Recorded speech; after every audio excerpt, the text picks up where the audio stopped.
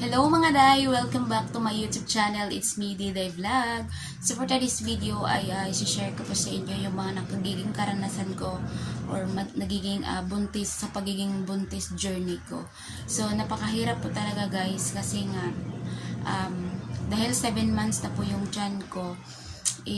Nung 5 months pa ito, dahil po dalawa na po talaga yung ang rules daw po kasi ngayon is kahit nagpa-prenatal ka sa barangay, magpa-prenatal ka pa rin doon sa ospital kung saan gusto mong mag-anak.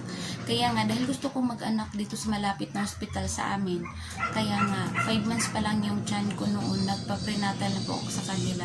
Tapos napakadami na nilang requirements na laboratory sa akin hanggang sa dumating na ngayong May na nakita nila na mataas yung aking sugar or in short meron po talaga akong diabetes. Kaya sinabi na lang nila sa akin bigla na hindi nila ako tatanggapin sa ospital nila kasi hindi sila nagpapaanak ng may diabetic at may diabetes at saka sa high blood. So sobrang hirap kasi napakahaba na kasi ng panahon ng pagtitiis ko sa kanila.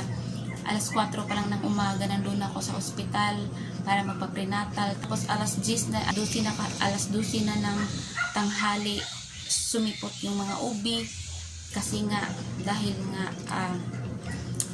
public siguro kaya ganon at laging late naman talaga yung mga doktor. Tapos nakaka-discourage talaga kasi sobrang haba na ng panahon na ginugol ko sa pagpa-prenatal sa kanila. Tapos hindi man lang nila ako tinulungan, sana man lang ay tinulungan muna nila akong bumaba yung sugar ko kasi may chance pa naman dahil mayroon pang halos 2.5 buwan na pwede pa sanang bababa yung sugar ko dahil hindi naman talaga ako diabetic kasi kung totoo man yun bakit meron akong mga sugat ang bilis lang naman maghilog, di ba? So di ba yung kapag ka malala yung diabetes mo kapag ka magkasugat ka hindi yan madaling gumaling, pero sa akin naman napakadaling gumaling naman.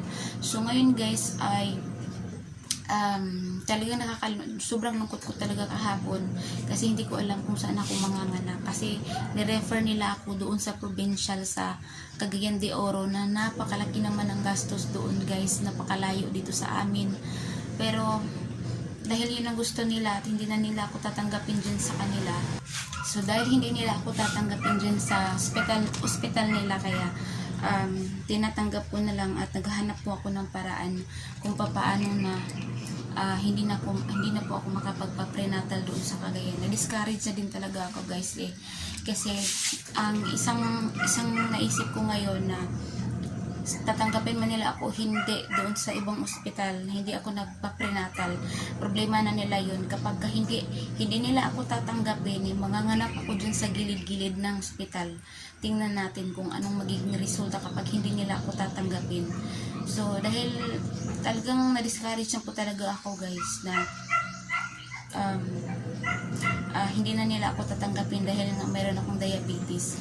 Yung concern ko sana sana naman tulungan nilang bumaba kasi ganyan naman talaga kailangan nilang tulungan i-monitor yung sugar ko hanggang sa kaya ko namang mag-diet, kaya ko namang pigilan lahat ng mga matatamis o kaya yung mga magpapataas lalo na sugar ko, kaya ko naman yung iwasan. Sana man lang tulungan nila ako, hindi yung basta-basta na lang na nila na ipasa or i-refer doon sa ibang ospital. Paano naman kung doon sa ibang ospital na nireferan sa akin, ipapasa din ako? Anong magiging mangyayari? Kaya naisip ko, bahala sila sa buhay nila. Basta pagdating ng time na manganganak ako, bahala sila tanggapin nila ako o hindi. So ayun lamang guys, so sobrang nakaka-discourage lang din talaga. Pero sa ngayon naghahanap po kami ng birthing home na private na magpapaanak sa akin kahit na ganito yung sitwasyon ko. Pero nagsisikap po ako na bumaba yung sugar ko, kaya sa ngayon ay mayroon pa akong 2 months and half, pwede pa po akong magbago and hindi na po kakain ng mga ng mga makapagpa-trigger ng aking sugar, and mag-i-start na po akong mag-diet. So, ayun lamang guys for today's video. Sana po ay nagustuhan niyo po itong aking video. Maraming salamat sa panonood. Bye!